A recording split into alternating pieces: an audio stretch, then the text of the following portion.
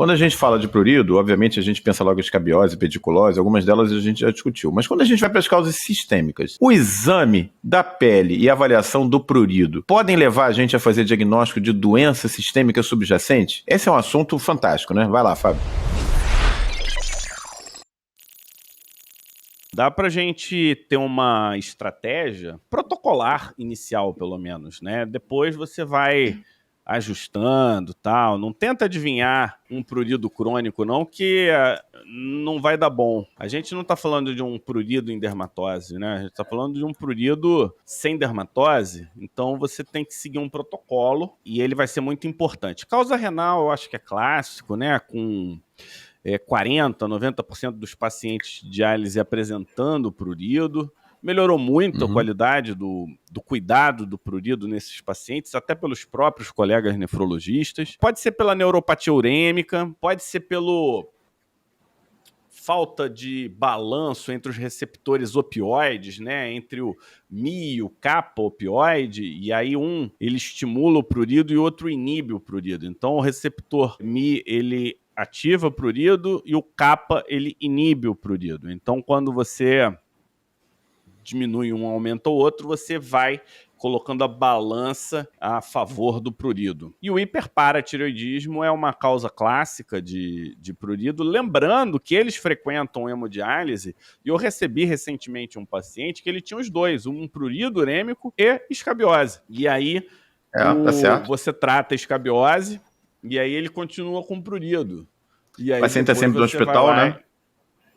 Tá sempre no hospital, aumenta o risco de infestar, né? Tá certo.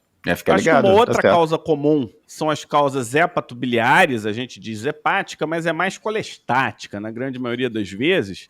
Lembrando que colestático não precisa ter aumento de bilirrubina e classicamente é prurido palmo-plantar noturno, que inicialmente e aí vai progredindo para outras áreas. Acúmulo de sais biliares relacionado aos próprios sais, ácido lisofosfatídico, a bilirrubina e o aumento da atividade de receptor miopioide. Então, mostrando que não precisa ter aumento de bilirrubina. Eles ativam, né, os nervos periféricos e seriam um início do prurido. Tem causas endocrinológicas, o diabetes, né, com a neuropatia e aumento de dermatofitose. Às vezes é uma dermatofitose não inflamatória, que fica só uma descamação leve, e aí clinicamente pode passar despercebido. Então, eu acho que a dica de ir atrás da dermatofitose é legal. Prurido vulvar e prurido de couro cabeludo estão associados a diabetes, nem todo mundo concorda, mas se tem um prurido vulvar, tem um prurido de couro cabeludo, descarta. É tão fácil descartar, né?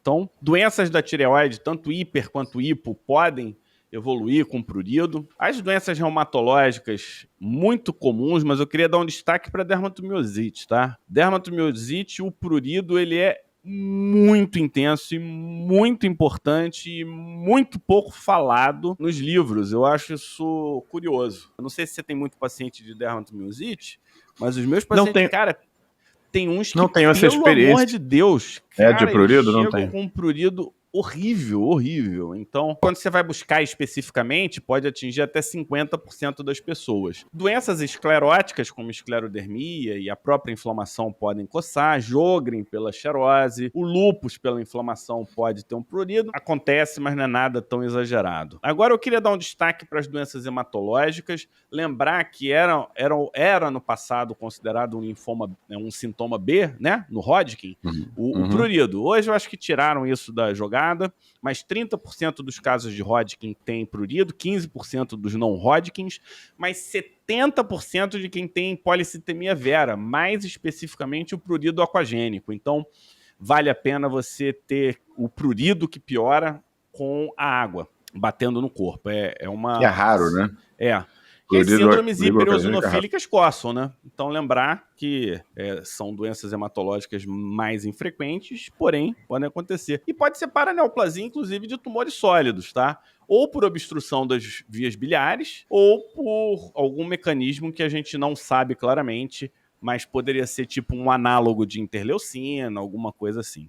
Medicações, a lista é gigantesca, tá, pessoal? Então, prurido crônico, pega a tabela de medicação que pode estar causando prurido e vai lá e checa. Não tem como você ignorar isso. Tem que pedir HIV, tem que dar uma checada na escabiose, porque tem pacientes que praticamente chegam com a pele limpa. Eu gosto da ideia da cercaríase, que tem lesão e é um prurido mais agudo, mas eu quis lembrar só para deixar a pessoa cercaria o quê? O prurido do nadador, né?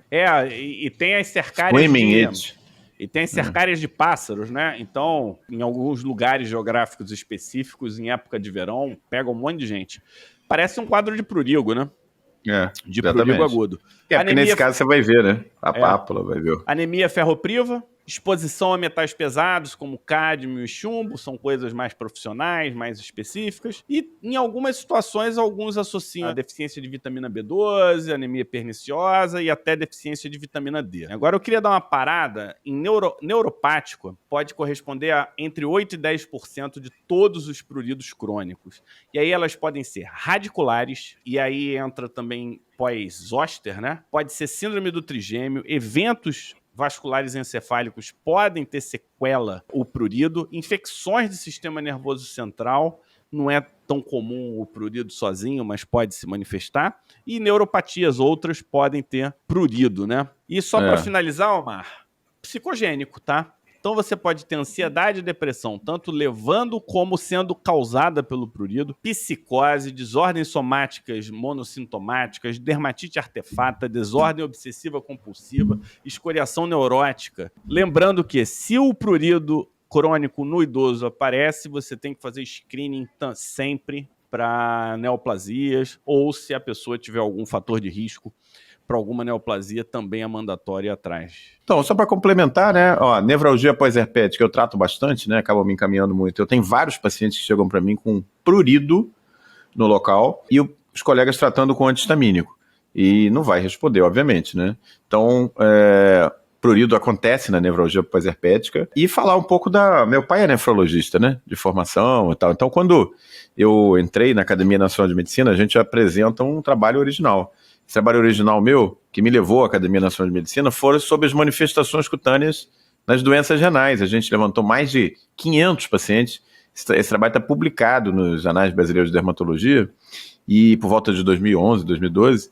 E é isso aí, 30% da casuística nossa tinha prurido crônico associado, né? Inclusive com algumas dermatoses, né, Fábio?